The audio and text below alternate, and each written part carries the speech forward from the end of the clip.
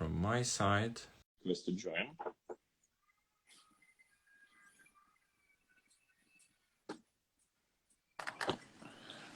Hello. There we go.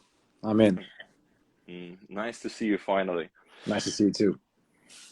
So my name is Alex. I am a product designer and video producer from Kharkiv, and I'm a part of Zakadrovka. It's our community in Kharkiv of filmmakers. And since you asked us to try to fit in 30 minutes, let's first have a small talk, about how it's going actually. Where are you right now? I'm back in Kyiv for a couple of days. I was in Bucha and Hostomel today.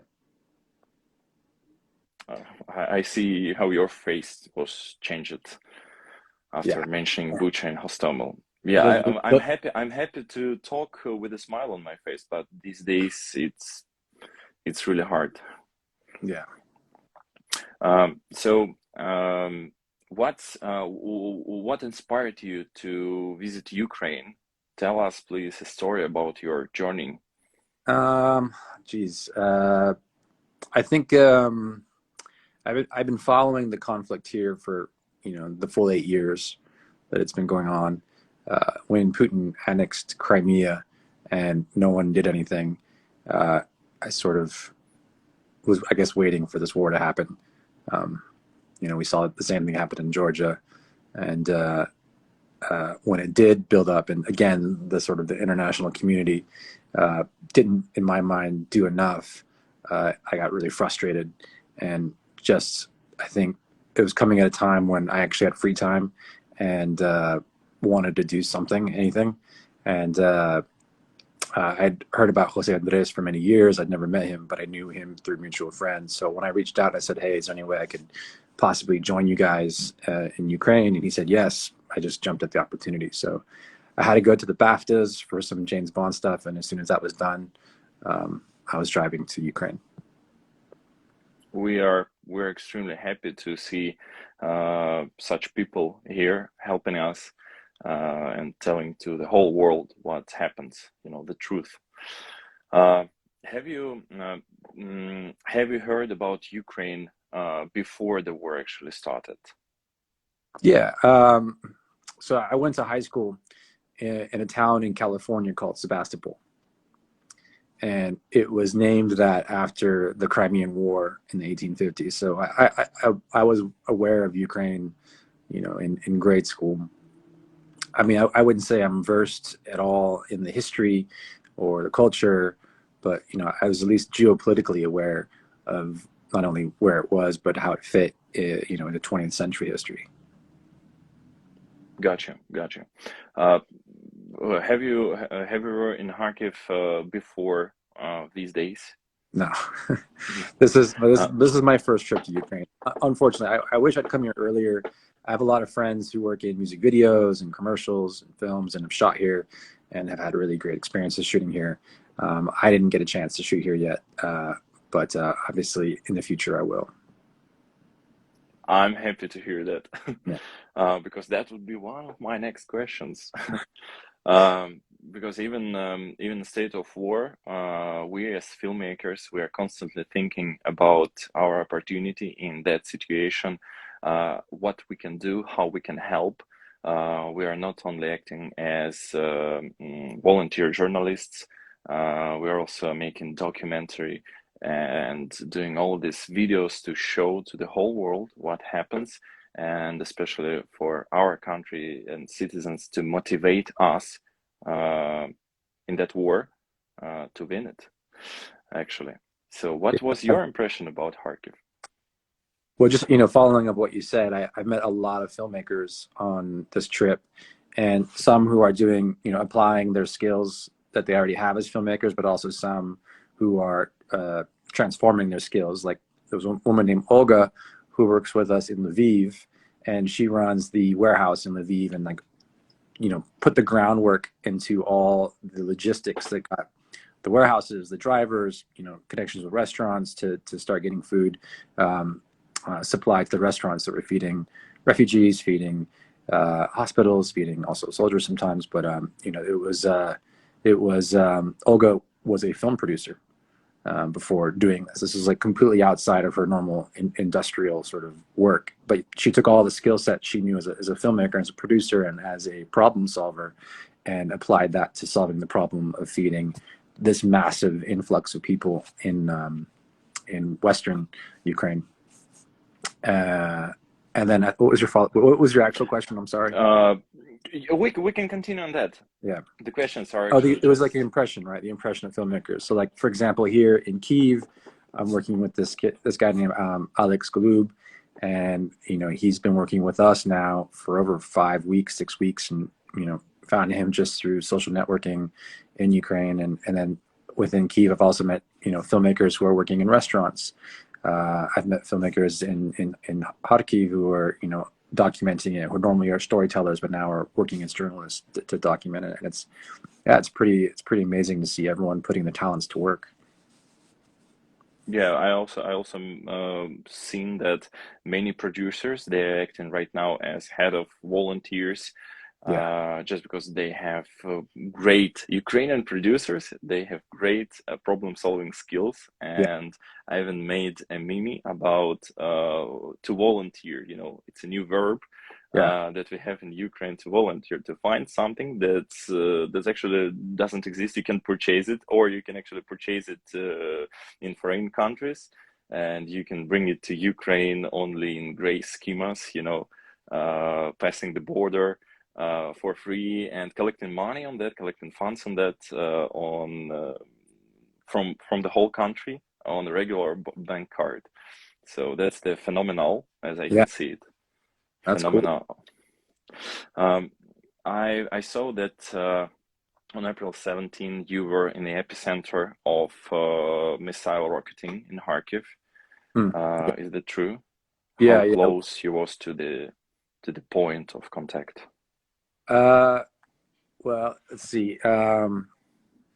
We were there for the first barrage. I was still at my hotel with Mstislav and Felipe, and then when we heard the first barrage, we went up, into the main part of town, where we saw the first two people that were injured, and shortly after we arrived, the second barrage came in, and that started hitting all around us. So, hit down the street, hit on the other side of the block, hit on top of the buildings behind, caused some fires behind us as well.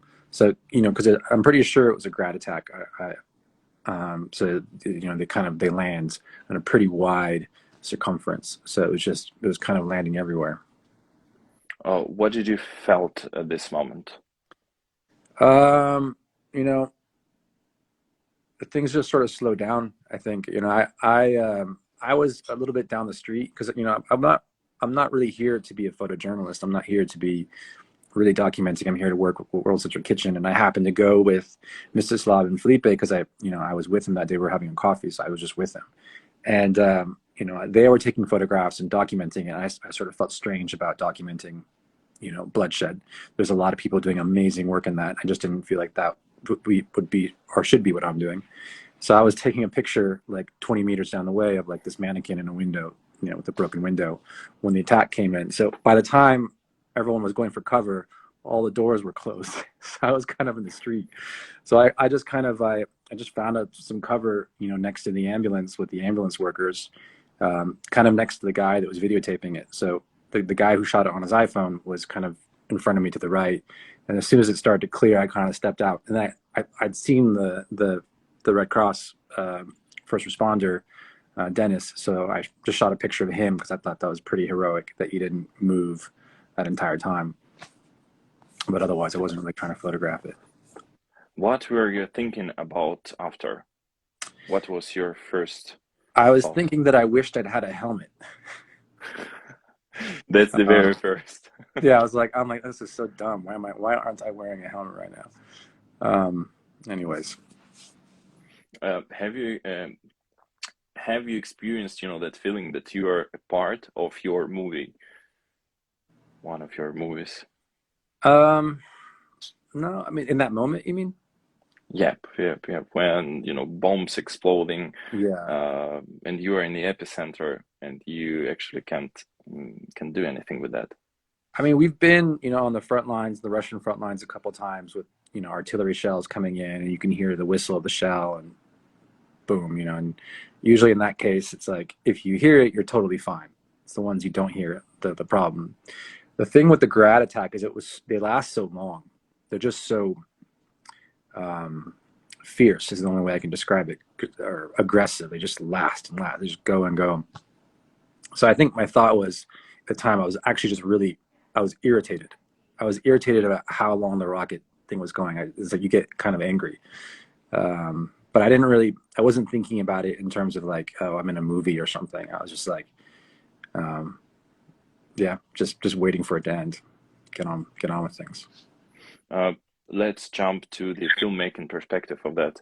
How do you think, is it even possible to recreate that kind of scene in the movie, to transfer all that energy and all that thoughts that you had Yeah, to your audience in the theater? that's a really good question because I mean that's always as a filmmaker you're trying to figure out how to communicate and experience a feeling, and um, Mstislav Chernov was a Ukrainian filmmaker and for a journalist and film, but first a filmmaker. He and I had a coffee after that attack because the first coffee got interrupted, and sat there and we're just like, wow, you know,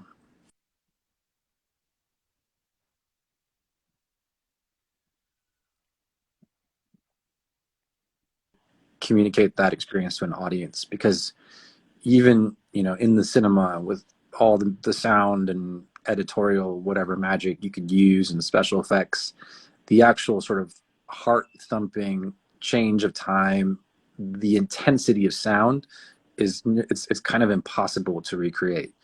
um, you can try, maybe some people can feel it who are really empathetic maybe, but I think it's hard with movie audiences now that there's so much stimulus, there's so much exposure to so many different kinds of things that there's a kind of a numbness that comes now with watching things, and you have to either have a really patient audience or a captive audience who are engaged emotionally in the story to really get them to feel it. But it's not easy. It's definitely uh, it's probably one of the hardest things to do.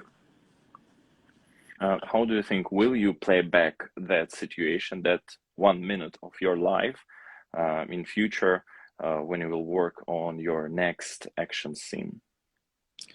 Um, Maybe. I mean, um, I don't know how many war movies I have ahead of me in the future. I just did a series for Apple um, called Masters of the Air, and I didn't do the whole thing. I just did a couple episodes, but set the show up, and it's about bomber pilots, during World War II, who would fly in these giant flying fortresses and in big formations, dropping bombs on Germany, and they would fly through flak. And I think that barrage is about the closest thing I can imagine to flying through flak because it's just nonstop and you have no control, over where it's going to hit. And I think, I kind of, like I understood what that's like, before making that show. Um, and I think that rocket attack on Sunday just sort of confirmed that it's a, it's a mind numbing experience for sure. Definitely, definitely. All right, let's jump to brighter part of our interview, Yeah. because we feel enough of drama these days, Yeah. just outdoors. So, do you consider yourself as a director, producer, or script writer? Who you are? Uh, I'm probably, the writer director more than anything else. And a lot of times my projects, I spend more time writing than I am directing. Um, Maniac and Bond, the way the schedule worked, I was writing all the way through those films. So you spend more time with the writer's hat on than the director's hat. And then, the producing side is just in the back of your head saying, can I afford this or not? So, but yeah, the writing part, the writing's the main thing. the writing, yeah.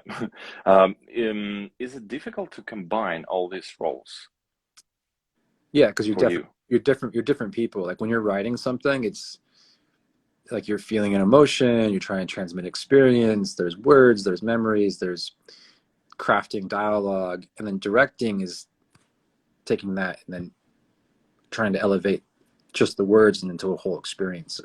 And they are very, it's almost like speaking a different language. So you, when I go from writing something, I need to kind of shift my mind to the directing mode to figure out, okay, this is what my intention was when I wrote it, but is there something more here? Is there something more I can explore in the execution of the scene or the execution of this moment that goes beyond even what I imagined when I was writing it? Gotcha. Thanks. Uh, Another question: have you heard anything? Obviously, I I think yes, about Ukrainian film industry before, and do you know Ukrainian directors, producers? Have you in did you had any communication with them? Maybe collaborations? Prior to being here now? Yeah. No, I mean, this is really, I would say, in my film school, I went to NYU. There was one Georgian director, um, Levan Kugashvili, and there's one Russian director that was like 3 years ahead of us in our program, and then we had a Russian professor named Boris Fruman, but no Ukrainians in the time period that I was at NYU. And then I think because of that, then I didn't have as much knowledge or experience about Ukrainian filmmakers. Although I did learn that Tarkovsky's father was Ukrainian. Uh, how do you see the perspectives of Ukrainian filmmaking in the world film industry? Well, Ukraine became one of the places that productions would go uh, for definitely for a long period of time. I think it will be again when things settle down. There's incredible locations.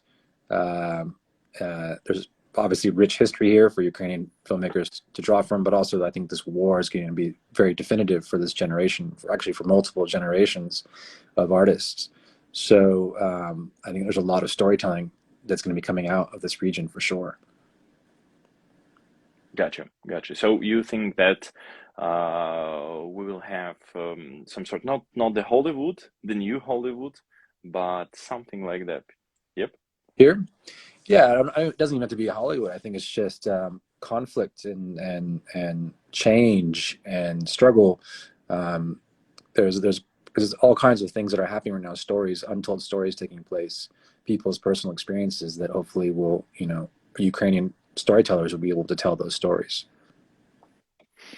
Uh, another perspective is your Beasts of No Nation movie, and drawing parallels between it and nowadays in Ukraine, in Kharkiv and Bucha.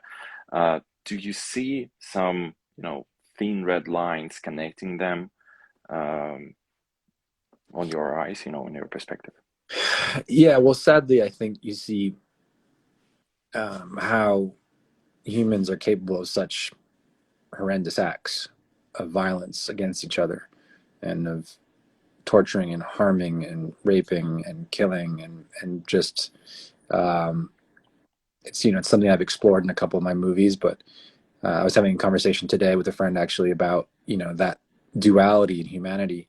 That we are capable of such horrific things, but we're also capable of such beautiful things, and it's not so black and white because even amidst the darkness, beautiful things of beautiful acts of humanity still happen, and then even in the brightest sort of most peaceful times, terrible things happen. So there's this part of us as being human is recognizing, I think, that potential for violence inside of us and trying to turn that energy towards something more more about love, I guess.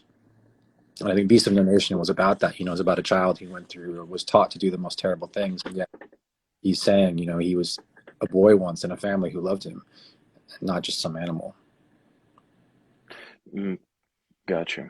Thanks. So, you've seen a lot of people during last 3, 4 weeks, a lot of stories different. Have you started collecting and assembling some sort of characters of stories in your head as a screenwriter? No, and I'm consciously trying not to do that. I'm not. I don't want to be here on a kind of transactional level. Uh, I want to be here to help, but I don't want to be here to like, oh, I'm going to take that and use that in a story someplace. Like I don't want that to be any part of my motivation for being here. Gotcha. So But, you're you know, I actually, mean, I do listen and I feel, you know, the stories I hear from people and what they have to tell me sometimes is just absolutely heartbreaking. And I want to be present for them in that moment that they're telling me their story, but I don't plan on taking that story away with me, if that makes sense. yeah, the thing is that right now I realize that you are one of these characters here in Ukraine. Yeah, So maybe. yeah, that matters. That matters. I think what you just said right now is kind of the most important thing because what you mean is that I'm here as a person living now, as a person with what's happening here right now. And I think as much as I love making movies, um, I think there's a limit to how much we can live our lives recreating life. As affecting as films can be, and as immortal as films can be, and how that gives emotional life to people. At the same time, recreating and only living in facsimile has its limits, and you have to exist in the real world again for a while. Yeah, yeah, definitely. Um, After you visited Kharkiv, do you think we can shoot something, I would say, decent here? Is it possible to develop, filmmaking industry in Kharkiv, especially, not in Kyiv, while Kyiv is our capital and we have a good technical base here, Mm-hmm. there. And what about Kharkiv on your eyes? How you think about that?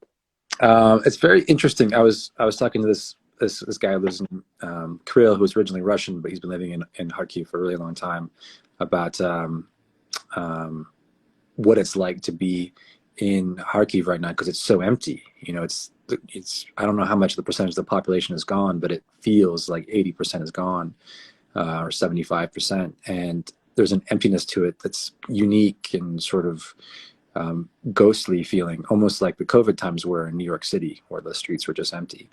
And I'm I as fascinating as that is, I really want to be back in Kharkiv when people are back, when the town is flourishing, when the trees have leaves on them and flowers in the parks, and people are just walking, enjoying their lives, and seeing what that's like there, without having to fear that a missile is going to land on them. And there's obviously beautiful architecture and historical architecture in the plazas and parks, and I see no reason why it couldn't be an amazing location to film. Um, I was talking to another friend that owns a cinema there to see like, is there something we could do where like we get Hollywood to donate some DCPs and we do some like film screenings in sort of secret locations so that we only reveal the location just before the film's going to screen so people can safely go there without thinking the Russians are going to target it, and have people watch movies again as a group. Got you, got you. Uh, we have in Kharkiv, we have a lot of people, actually highly motivated people, and skilled as we can. And we want to join the world of filmmaking industry. We want to make short movies. We want to make full features. What's the motivation? Do you have some sort of motivation words that will force us, that will push us to start doing actually, and maybe some suggestions how to do that, in a proper way, I would say. I mean, I don't think I would have any suggestions that filmmakers in Ukraine aren't already doing. There's some obviously, as I've been here for the last 5 weeks, I've learned a lot about poetry out of Ukraine. I mean, one of the dog I rescued last week, we've named it Sheva, short for Shchenko, and um, learning about his poetry and his history, and artistry, I think, and poetry has always existed here. So it comes down to the individual filmmaker, right? There's filmmakers who are more interested in sort of pop style filmmaking. There's others who have a more patient, slow, we'll call it, like a Tarkovsky-esque style of execution that I've seen here as well. So there's space for all kinds. I think the most important thing is that people find their voice, find their true voice, and not try to emulate anyone else. Don't try to emulate Hollywood. Who cares about Hollywood? You know, like just make great stories from here, and people will watch it. Guys, everybody from Kharkiv, from Ukraine, who are listening, who are watching us right now, remember these words. Just tell our real story. Yeah. Uh, another question that's personally from me, a friend of mine, Andrei Lulko, director, producer, and director from Kharkiv. He shot a short movie called Not Now, and he won more than 60 awards on world festivals, including Beverly Hills Festival, and he worked as DOP on Sri Lanka's feature movie, and he's right now developing a script for his first feature movie as director. And I would ask you to review the high concept and provide your feedback. Is that possible? They want my feedback. Yeah. Oh man, I'm happy to provide it. But I mean, I always find notes like when you write a script and you show it to someone, like, do you really want to know what they think? Or just That maybe just some sort of feedback. Is it, yeah, yeah, is it good or not? Is it, do you interested or not at least? yeah. Um, yeah, just because we are all participating in that movie. Yeah. All our community was we was listening to first versions of script, Uh, and Andrei presented it, and but he's working a lot on that. did you have feedback? That's my question. Mm, I had feedback. You did. I provided him my feedback, Yeah. and but we are developing it because Yeah. it's our common common product, I would say. Yeah. Andrew just realizes it, and I also would ask you, what do you think about the future of filmmaking industry? Have you heard about Meta Universe from Facebook, from Meta actually? Will Yeah. it transform somehow? Like will the virtual world become like the place that people go instead of watching movies or something? Yeah, yeah, something like that. How it will affect? I mean, I think video games already affect the video games have probably taken a big chunk, I would say, out of the share of people's time that would normally have gone to watching great television or great films. I mean, even when I have downtime, we'll play video games with my brother or my friends because it's how we're able to catch up with each other. Meta, those kind of things have never really interested me. Those sort of what do you call those, like Avatar, like Second Life kind of things, and they've never really drawn my attention. And they're basically just like advanced chat rooms. And from what I've heard from from other friends, is like there's some pretty creepy stuff in Meta. So I don't know. There's something for everyone. I don't think movies are going away. I mean, in the same way that novels and theater and photography, painting, these things don't go away. They're beautiful art forms, and there are going to be people who gravitate towards a certain creative field and then are going to create great stuff. There's always new voices coming up that have an original or new way to look at something that people realize, oh, I haven't seen that. Let me see more of what that person has to say. And that's all it is. I mean, creativity is just realizing the universality of all of our experiences and being able to celebrate the darker shadows and brighter parts of our being. And I think cinema is just another one that just helps us see it. I think great cinema, especially, just makes us realize how much more we have in common than how different we are. Gotcha on that. Uh, Another question was about the story of this war and the potential movie that can, feature movie that could be based on this war.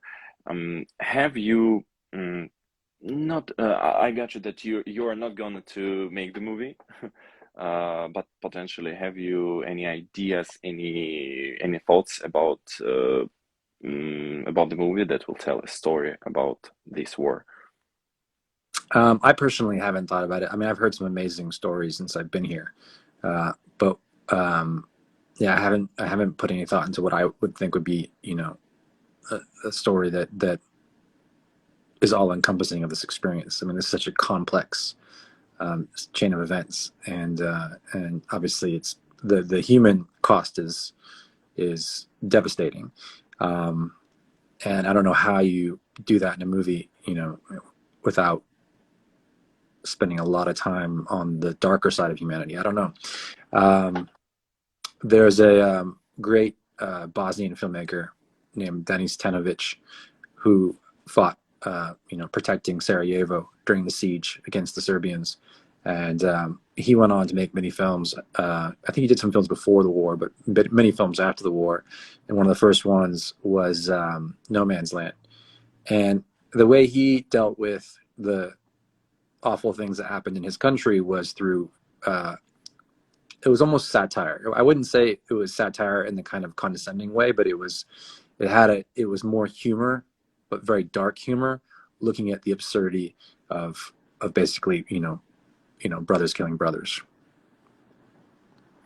Do you see us as brothers? I'm talking about Russians and Ukraine. What's your vision? I wouldn't say brothers, obviously, in the sense that in Bosnia and Sarajevo, you had people who are intermarried, within the same buildings and families and stuff. It was very divisive. I would say the difference here in the war in Ukraine is that a lot of it has to do with pivoting towards an axis, whether you want a more Western style of life or the communist style of life. It's not really on cultural lines. So it's a little bit more, I guess, it's a subject that I would not want to enter right now. Let's put it that way. Got you on that. That's smart. Smart. That was my fault. Sorry to bother this topic. So basically, you've answered all our questions that we prepared for your interview. I've tried to fit in 30 minutes because you asked for a 30 minutes time slot. If you have another 5-10 minutes, we can go through comments to see what our viewers, what our audience want to ask you. Yeah, well, let's do another 5 minutes. Then I do have to run. We got a meeting that we have to do for World Central Kitchen. Yeah, guys, please put your questions.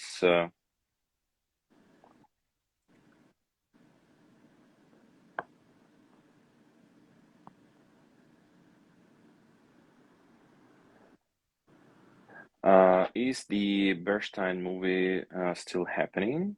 Yeah, are in Ukraine. Yeah, Cary is in Ukraine, in Kyiv right now. Yeah. They're talking about the Leonard Bernstein film that I was gonna maybe do with Jake a couple years back. That was before James Bond. That project for now is not happening because right before we were about to go into production, the family decided to not give us the rights to the music, and we needed the music in order to tell a story, obviously, because he's a composer. And I think in the end, Bradley, God, I'm spacing on his name.